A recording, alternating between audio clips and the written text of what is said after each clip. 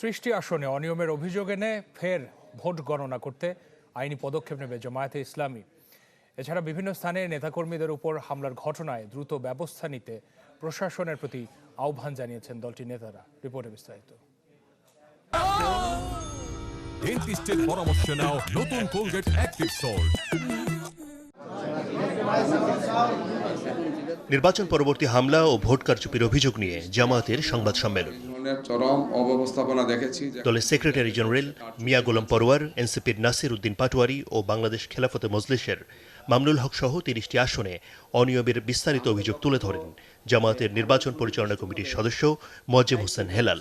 হুঁশিয়ারি দেন, এই আসনগুলোর ফল স্থগিত ও বিজয়ীদের শপথ না পড়াতে আইনি পদক্ষেপ নেবে জামায়াত। ৩০টি আসন, যেখানে ৫,০০০ থেকে ১০,০০০ এই ভোটের ব্যবধানে সেখানে নানা রকম অনিয়ম হয়েছে। ভোটের ফলাফলকে ম্যানিপুলেট করে অন্যকে জিতিয়ে দেওয়া হয়েছে। আমরা আপনাদের মাধ্যমে জাতিকে জানাতে চাই যে এখানে পুনঃগণনা করলেই সত্য প্রকাশিত হবে এবং নিশ্চিত বিজয়ী যারা হয়ে যাদেরকে পরাজিত করা হয়েছে তারা বিজয়ী আসবেন ইনশাআল্লাহ। এ সময় সহকারী সেক্রেটারি জেনারেল এহসানুল মাহবুব জুবায়ের বলেন, নির্বাচন পরবর্তী সময়ে হামলার শিকার জামাত সহ জোটের কর্মী সমর্থকরা। প্রশাসনের দ্রুত পদক্ষেপের আহ্বান জানান তিনি।